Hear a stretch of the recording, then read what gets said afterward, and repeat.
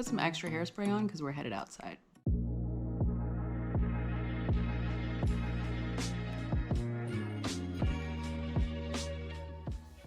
Hey friends, welcome back to Gimbal Cam. Today I'm going to show you 3 tips to refresh your entryway, 2 beautiful DIY projects that I'm super proud of, and 1 easy recipe.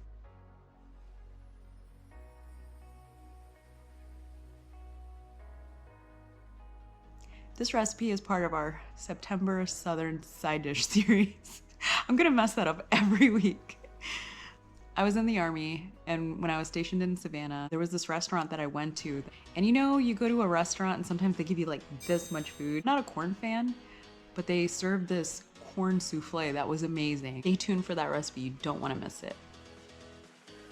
My first entryway tip is don't get rid of your planter pots just yet.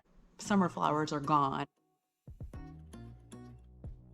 The idea, instead of just getting rid of them or putting them in storage, I'm going to turn them upside down, use them as little shelves for my pumpkins.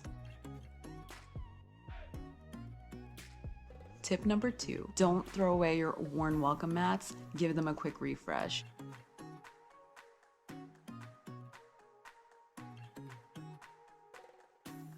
I layered a striped mat underneath. Buffalo check is really in this year and very trendy, but I didn't want to have to spend more money trying to find items to tie them in, so instead I decided to go with stripes. They're timeless. Tip number 3, think about what your entryway is going to look like at night. Find a way to add a little bit of light.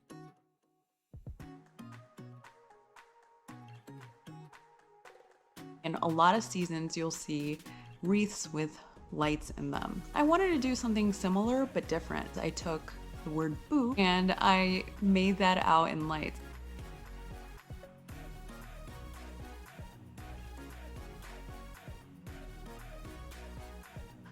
I'm not scared of my own shadow, but if I see my shadow up of the corner of my eye, I will flinch.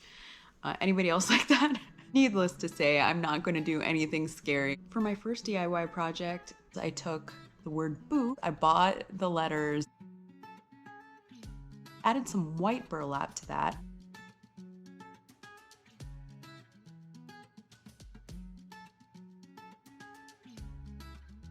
make sure you're not blocking the on or off switch or the batteries. I almost made that mistake.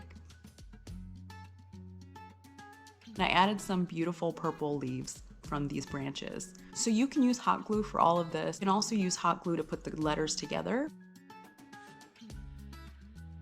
But I wanted to be able to take all of that apart eventually, just in case I wanted to make another word in the future. Like I said, not too scary.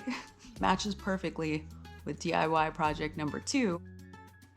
I got inspired by the color of these leads. So we're gonna take this color outside. For DIY project number 2, found a pack of white pumpkins at a reasonable price on Amazon. That's linked in my website. I took those stems off and replaced them with some of these leaves.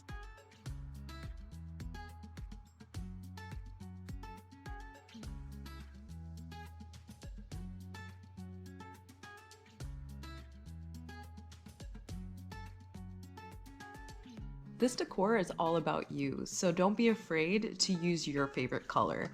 Walk around the store, see what inspires you, and go do it. Go enjoy it. Make this your own. The last thing I did to tie in that purple was bring in some flowers in white and purple, and I think it looks great. Stay tuned for that recipe, you don't want to miss it.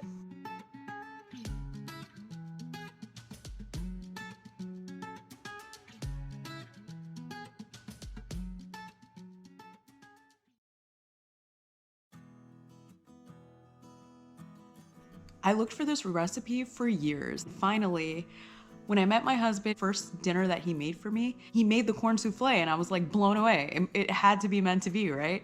I always called it corn souffle, and my husband, who's from Jackson, Georgia, he's like, no, it's corn casserole. I don't care what you call it, it's delicious. This recipe is super easy. 1 can of sweet kernel corn, 1 can of cream corn, 1 8-ounce sour cream, you can use light if you want, and a Jiffy cornbread mix. So simple. You take a bowl, mix all those ingredients up.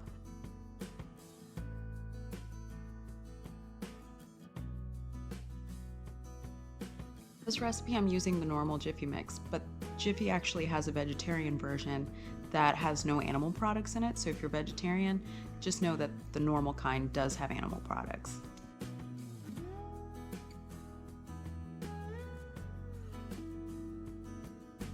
Bake for about 40 minutes in a 400-degree oven.